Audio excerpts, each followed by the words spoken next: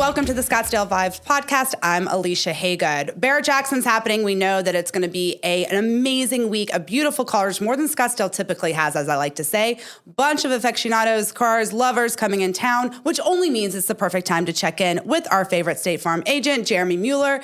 Jeremy, this is like right up your expertise level. So I really want to learn from you about, let's talk about car insurance. Let's talk about the exotic, and classic cars and how that is different when it comes to coverage.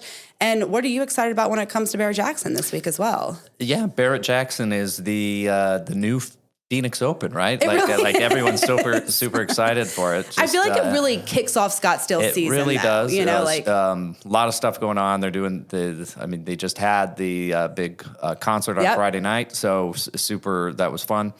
But yeah, car insurance and classic cars. Scottsdale is a car town. We've always been a car town. And so there are specific antique collector policies out there. And that's super important. A lot of carriers have them. State Farm actually we're aligned with Hagerty on ours. So it's called State Farm Classic Plus. And it's actually been a really good match, just especially what Hagerty does is they keep up with the values on their cars. Because a lot of these cars go up, so you can't keep...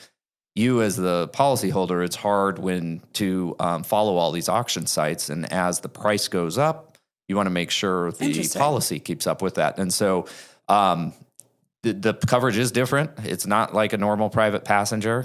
As you know, with an antique, you need specific parts to that. You can't just put anything in there. And normally, car guys are very passionate about their cars. A little bit. It's not like taking the Honda Accord into whoever can get you in. Yeah, I agree. So you want to make sure you're covered correctly on that. That said, and also if something happens, you want to make sure your umbrella comes in to play and everything. So you don't lose that classic car in a liability accident. That makes sense. I wouldn't even have thought about the value changing and how that affects your policy, because you're right. Most cars depreciate in value, in that sense, but not these. Not these. No. And depending on any given year, we're in a hot market right now for cars. People are doing well or doing very well, and they're buying their, childhood fantasy toys. And we can see that, right? Like it's not uncommon for me to see a, $250,000, $500,000 car. 10 years ago, I'd been like, holy cow, $500,000 car. Now we see them all the time. That is very true. Just nuts. Jeremy, Barrett-Jackson's happening right now. I actually love it. I'm not a huge car snob, but I like to say I know sexy when I see it on four wheels kind of thing. Yeah. So let me ask you, if you could have any car, what car would it be? I think, I'm beyond midlife. So I think I've always said, just growing up, I want a Ferrari. I do at some point. I want a Ferrari. So what color? I don't, probably black or red. But again, this is so far out. I've got kids that are so. They haven't even gone to college yet. Yeah, this is one of those things that'll probably never happen. I'm not a plus car household. We have 2 cars, 2 drivers, 3 cars, 3 drivers. Fair. So we don't have a spare one. Yeah, I like it. But that said, they're fun to talk about. They're fun to watch. They're fun to look at. And I really like the guys that get into it and they get into these bidding wars. Yeah. And on Friday and Saturday night, that's the hottest place to be in Scottsdale. I just love that. Yeah. I've told this story before, but this is what my dad and I did growing up, was watch the car show in Barrett-Jackson. So to be a part of it and be able to walk in and have my backyard, it's unbelievable. It's cool to see live, but it is also fun to, go home and watch it as well on TV. Sometimes you can always get a better view that way, right. I'll say. Well, if you have a bidder's pass. Well, don't forget to go ask, go check out jeremymueller.com for all of your insurance need, not just car insurance, but he's right. He's the expert. You need to make sure you have the right policy for your car to make sure it's always insured. Jeremy, thank you for always keeping us protected. Thank you, Scottsdale. Have fun this weekend. Have a great time. Stay tuned. We'll be right back with Peter Volny. When it comes to protecting you, your family, and all your assets, you need to have someone that you can trust. And that's Jeremy Mueller of State Farm Insurance. Jeremy Mueller has lived in Scottsdale his whole life. How can anyone else know your needs more than someone who's been here and seen it all? Jeremy and his team are always ranked in the top % at State Farm. He cares, he's knowledgeable, and most importantly, he's always available. Don't believe me? Give him a call at 480-515-5223 or find him at jeremymueller.com. Peter Volny was a kid in Australia who had a passion for cars, skipping college to try his career as a race car driver. Unbeknownst to his parents, we'll dive into that. Didn't last long, but I will guarantee you that his passion and love for cars continued to grow. After a lackluster performance, as he'll say in the ad agency world, where Peter loves to brag about never winning a single award and never falling for any of his own gimmicks, Peter and his wife moved from frigid Canada to the beautiful Arizona sun in 2004. A perfect place for a car collector to live. He and his wife started attending the Cars and Coffee at the shops in Gainey Ranch, traveling to other car shows around the country when the idea to start his own car collector show came about. Concurs in the Hill started in 2014 with 100% volunteer-run charity car show. With just over 200 cars in the first year, you're now at over 1,200 cars as of 2023, and I cannot wait to see what's going on in 2004. So here to talk about the love of car collectors in Scottsdale and Concurs in the Hill, of course, we're going to talk about Barrett-Jackson coming up, is none other than Peter Volny. Peter, I'm so glad to have you here. So I really love your passion for cars and taking it to the next level. What is your first car memory that you can remember that really started that passion and love to take you into today? Well, as you can see, I'm very old, so going back to the first car memory, I don't know, it was probably something like the Flintstones. Yeah? I cannot remember the first one, but my parents told me that even as a little kid, 3 years old, I was just passionate about cars. And it just keeps growing. Growing from there? Yeah. What was your very first car that you owned? It was actually a race car. It was. I was living in Australia. I'm Australian. I don't have an accent anymore. So, I don't hear anything. Yeah. It was in Australia, and I bought a Holden race car. Holden is owned by General Motors, and they made a limited edition race cars, and I was lucky enough to buy one of those. So before I had a road car, I had a race car. Did you drive it on the road? I won't tell anyone. I did, much to the annoyance of the police and my neighbors. You decided that race car driving, you were going to give a little try at it. It's harder than people think, right? I mean, it's very hard. It's not just bravery. It's a lot of strategy. You have to be clever, and I obviously wasn't. Not at that. No. I love it. You have lived all over the world. You grew up in Australia, London. You had a very successful career in Canada, no matter what you want to say about yourself. Then you moved to Scottsdale here in 2004. What do you think it is about Scottsdale that really brings that car collector's passion to town? I can summarize it in one word: everything.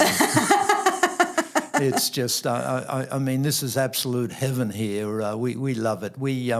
Yes, I'm Australian and I have multiple citizenships. And when we retired, we could have lived anywhere in the world, but we settled on this area here, and we've been here just under 20 years and absolutely love it.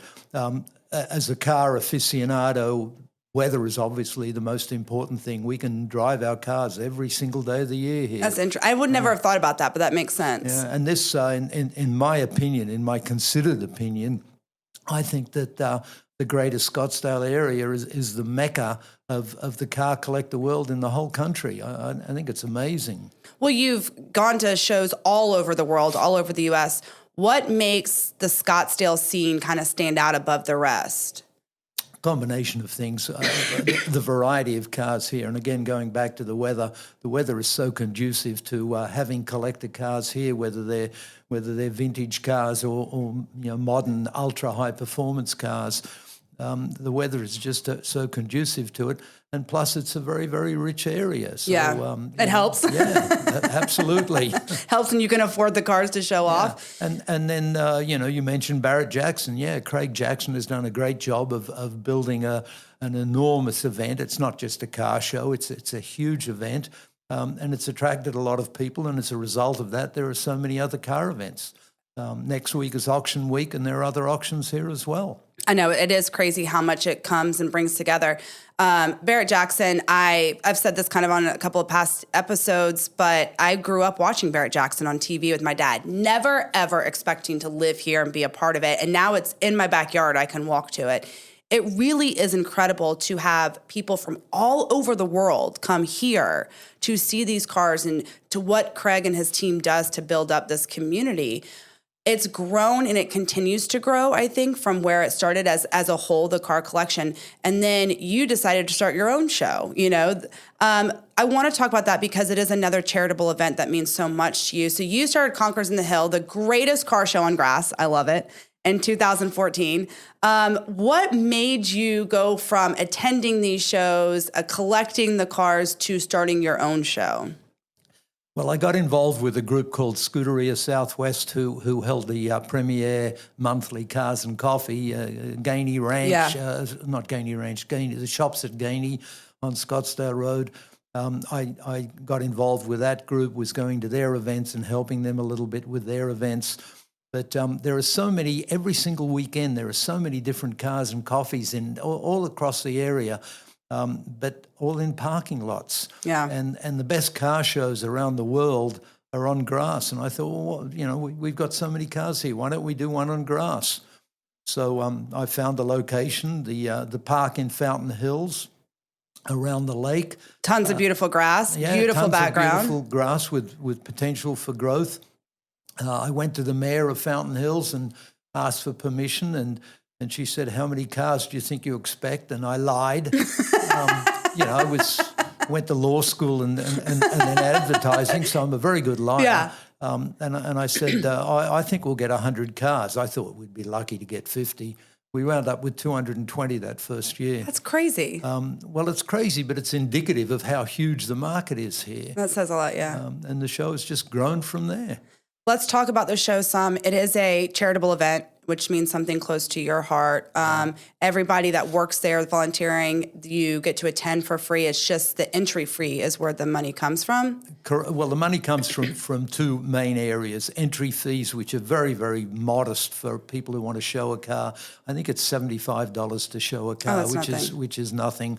But the majority of the money comes from sponsors, and the sponsors that we have just been very, very generous and incredibly supportive.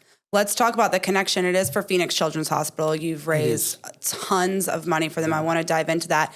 But I want to start with, it's a personal connection for your story in life, too. Yeah, I'm a childhood cancer survivor myself, so, you know, I have some idea of what the kids go through. I'm one of the lucky ones. And, you know, I've been down to the hospital and seen what the kids go through. I don't care how tough you are. I thought I was a pretty tough person. Yeah. But you walk into that hospital and 5 minutes later you're crying. 100%. So, you know, we need to support these wonderful things and people who are doing such amazing work. Talk about the connection, is that why you got Phoenix Children's? It was close to you at heart and stuff like that. And I want to talk about how much money you've raised for them, because this is your 10th year that you're going to be doing the show. This will be the 10th year. For the first 5 years, we did the Boys and Girls Club of Greatest Scottsdale. Great organization. And then as we grew, we switched to Phoenix Children's Hospital. Over the last 5 years, I think the total that we've raised is just over $2 million. You know, that includes Contra, where people have donated things to us that have a value. So last year's show we did, I think it was $486,000 in one day. In one day? In one day, yeah. When you started this, what did you see for the future? I thought it'd be a failure like everything else I've done in life. Peter loves to talk about all his failures, except for his wife. He'll tell you how great his marriage is and his best friend. But it couldn't have been. I mean, you knew what you were doing. You had this passion. You'd been involved in the community. You're part of the Ferrari Club here in town as well. It wasn't going to be a failure. I'm sure you didn't see it being as successful as this, I would assume, but I don't know. Look, you start something new, you never know how it's going to turn out.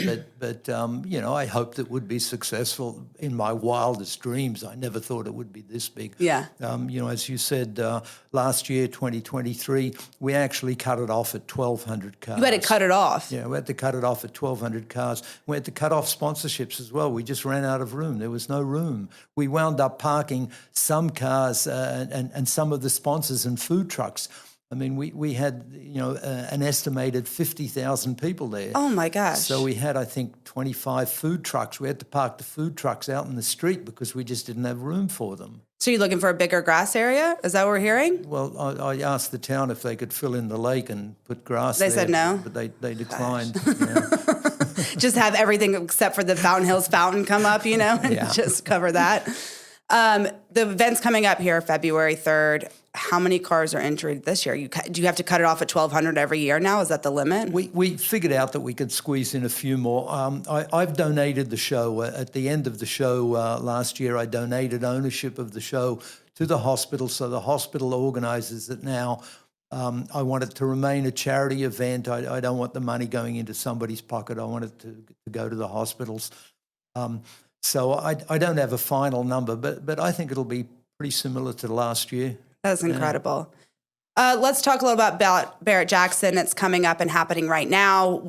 I'm sure you've been before. Talk to me about why Barrett-Jackson kind of stands out, and specifically the Scottsdale auction, because they do have them throughout the country now. What makes Scottsdale's Barrett-Jackson so unique and special compared to the other ones around the country? Well, the magnitude of it. I've never been to one of Barrett-Jackson's auctions in other cities, but the one here is just, it's ginormous. Yeah. It is a huge event, and it's not just a car auction. There are so many other things that are going on there. It's a boon to the entire community, to the state. Mm-hmm. And it's recognized the world over. It really is. Yeah. And since they got the TV deals with the History Channel and all that, it just makes the audience grow even more. Well, you referred earlier to watching it on television. I mean, we would sit in January in Toronto with snow up to our armpits and watching the Barrett-Jackson auction. Back then, I think it was on the Speed Channel. Yeah. And you know, never thought that we'd live here and that I'd actually know Craig Jackson. And be a part of it and stuff. And be part of it. You know, Craig Jackson, you're part of Barrett-Jackson. You do the Concurs on the Hill. You're also part of the Ferrari Club here in town. Tell me a little bit about that, because that's a huge organization here as well. Yeah, the Ferrari Club, I'm the activities director. I organize all the events for the club. We have just under 300 members, and we're a very active club. We do drives, we have track days, we do a lot of social events. Yeah. We do special events, like we did a preview of the Ferrari movie a few weeks ago before the public release. And it's just a very active club with a lot of wonderful, wonderful members with fabulous cars. I bet. All right. Speaking of cars, what has been the favorite car that you've owned? And what is one on your bucket list that you still want to own? How many kids do you have? Too many sometimes. Which is your favorite? I don't have a favorite. It's the same with cars. Is it? Yeah. It really is. You know, we all of those who have multiple cars get asked that. You know, my favorite is the one that I happen to be driving at the time. That's fair. Yeah. What's one that you still have yet to attain that's on your list? I would like another Ferrari, actually. It's called the 275 GTB4. It's a bucket list car, but I haven't acquired one yet. Yet is the key word there. Yeah. Well, the Barrett-Jackson Car Show, which one you got your eye on this year? You think you're going to come home with a new one? We will see. Time will tell. The temptation is always there. Before we leave, Peter, I want to know a couple things. Number one, what is your favorite vibe when it comes to the car community? What's your favorite thing about being a part of it? Well, as much as I love the cars, and yes, I get asked this question from time to time, as much as I love the cars, it's the people. The people are just so wonderful. When we moved here, we didn't know a single person in the entire state, and now we have this huge network of friends, and our social life is ridiculous, as you can tell by my belly. Just the people are just so wonderful. You know, car people, when we have so much in common, we just have a lot of fun together. I love that. You know, we all belong to a community, right? That's just who we are, and that makes a difference, and cars are your community, and I love that. Yeah. Let me ask you something. Cars are changing. The industry is changing. A lot of EV. What's your feeling about the EV, the electric vehicles? I think inevitably it's going to happen. I think that the government regulations are pushing it faster than the industry is capable of handling it. Yeah. But it is inevitably the future, I guess. I'm not an expert on this. Well, I still like the sound of an engine. Okay, that was going to be say. You know, my dad is an old school car lover and race car, and he was like, an electric vehicle will never give you the roar of the engine, the feeling, that vibration when you turn it on and when you're driving it down the road. You're never going to get that. Craig Jackson says the same thing. Yeah. He's like, they will never go away. Gas cars will never go away because of the racing. You can't race an EV vehicle like you can a gas, powered one.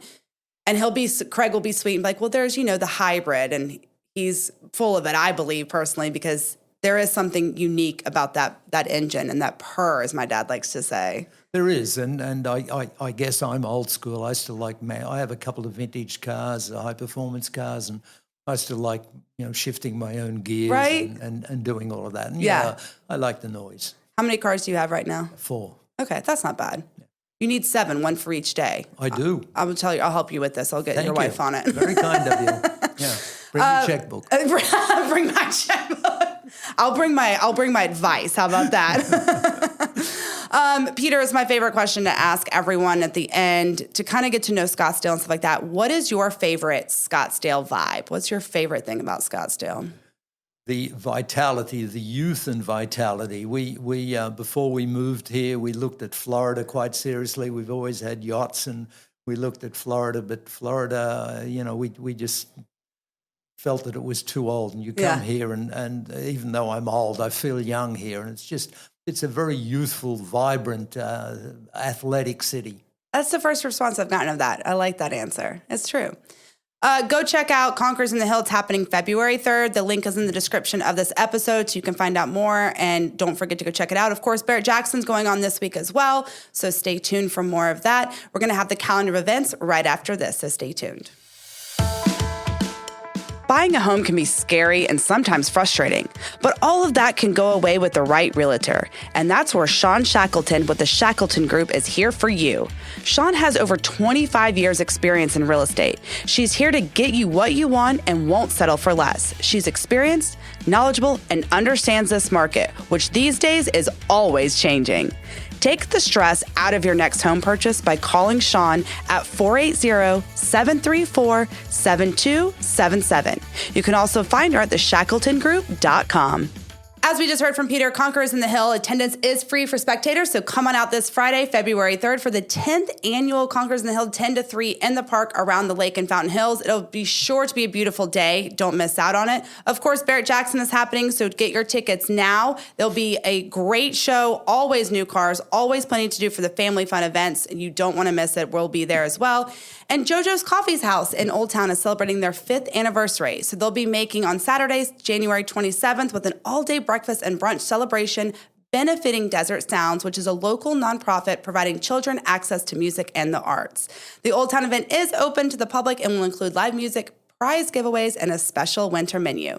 Don't forget to subscribe to this podcast on your favorite podcast listening app. You can find us all over social media on Instagram. Don't forget to watch the video of this episode on YouTube. And as always, you can find out more on Scottsdale City Lifestyle as well as a full editorial on Peter and his passion for cars. Have a wonderful week, Scottsdale. Keep vibing, and I'll see you around town.